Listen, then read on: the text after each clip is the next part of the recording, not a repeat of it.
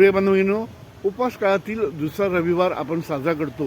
येशूच्या रूपांतराचा रविवार.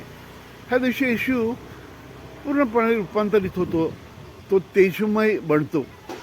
ख्रिस्ती तारणाचा इतिहास अब्राहमापासून सुरू होतो. अब्राहमाने ईश्वराने पाचारण केलं, अब्राहमा तुझा देश सोडून मी सांगतो त्या देशामध्ये निघून जा, तुझ्यातून मी राजे आणि राज्ये निर्माण करीन. अब्राहम ह्याला विश्वासाचा पिता म्हणतात. तो विश्वासू माणूस, तो ईश्वरावरती गाढ विश्वास असलेला माणूस. ईश्वरा सांगतो त्याप्रमाणे तो वागतो आणि तो आपला देश सोडून जातो. कालांतराने ईश्वर त्याला पुन्हा पाचारण करतो.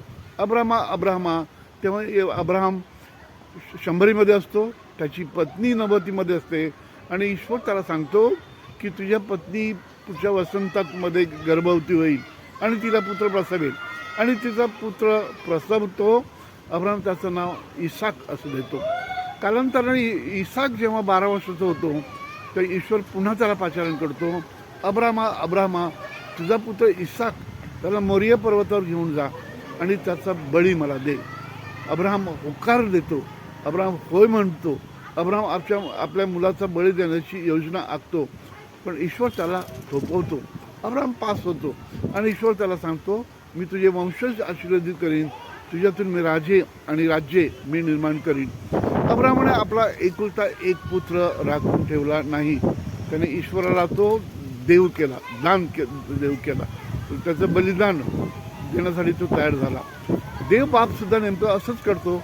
येशू ख्रिस्त हा त्याचा एकुलता एक पुत्र, परंतु त्याला तो राखून ठेवत नाही. तो त्याला धर्तीवरती पाठवतो मानवाची सेवा करण्यासाठी, मानवाची समेट घडवून आणण्यासाठी. त्यासाठी त्याला दुःखाला सामोरं जावं लागणार, यातनेला सामोरं जावं लागणार, वेदनेला सामोरं जावं लागणार. त्यासाठी त्याला मारहाण केली जाणार, त्याला चिरडलं जाणार, त्याला क्रुसावरती चिरणं जाणार. हे सगळं काही ईश्वर ठाऊक होतं, तरीसुद्धा तो होकार देतो.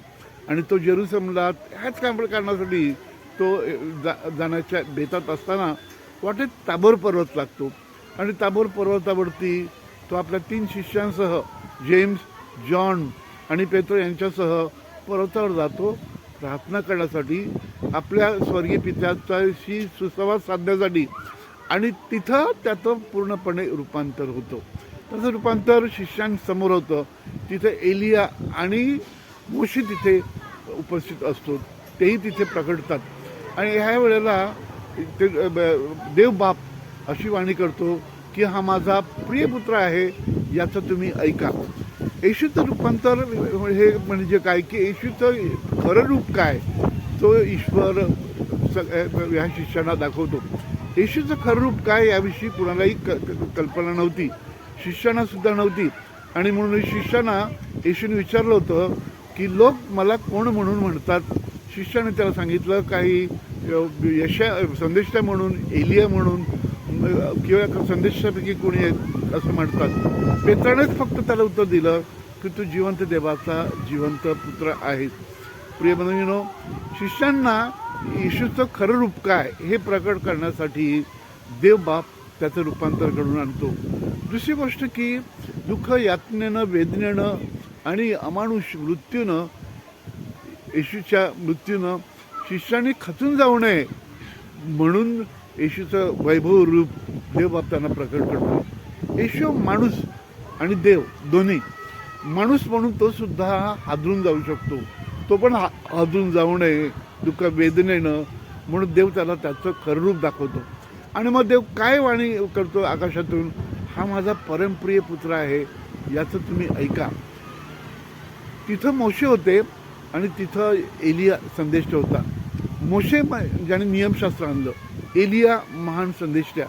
या दोघांमार्फत तिथे जुना करार होता, संपूर्ण जुना करार तिथे होता. पण देवबाप मोशेचा ऐका, एलियाचा ऐका असं म्हणत नाही, तर येशूचा ऐका असं म्हणतो. कारण मोशे आणि एलियाने महान कार्य केलं होतं, परंतु त्यांच्या कार्याचा कळस म्हणून येशू ख्रिस्ताचं आगमन झालेलं होतं. आणि मग येशूचा ऐका असं त्यांनी म्हटलं. येशूविषयी सांगतात देवबाप म्हणतो की हा माझा परमप्रिय पुत्र आहे. परमप्रिय का? कारण तो आज्ञाधारक होता. त्यांनी त्याची आज्ञा मानली आणि तो दुःख वेदना सामोरे जाणार तो तयार झाला, म्हणून तो परमप्रिय पुत्र. आपल्यासाठी याच्यातून संदेश काय आजच्या दिवशी? पहिली गोष्ट की या जगामध्ये दुःख आहेत, वेदना आहेत, आक्रोश आहे, मृत्यू आहे, सगळं काही आहे. आपल्या सगळ्यांना त्याला सामोरं जावं लागणार, कुणी त्याला अपवाद नाही. दुसरी गोष्ट सगळं क्षणिक आहे, क्षणभंगूर आहे. खरं काय आहे तर आपलं वैभव रूप जे येशू ख्रिस्ताने प्रकट केलं. तिसरं की येशूच्या वैभवामध्ये आपण सर्वजण एक दिवस आपण सामील होणार आहोत. आणि म्हणूनच प्रियबंधूंनो, या उपवास काळामध्ये आपण आपलं शुद्धीकरण व्हावं, पवित्रीकरण व्हावं आणि आपण येशूप्रमाणे तेजोमय बनावेत. म्हणून आपल्या सगळ्यांना हार्दिक सदिच्छा. God bless you all one and all.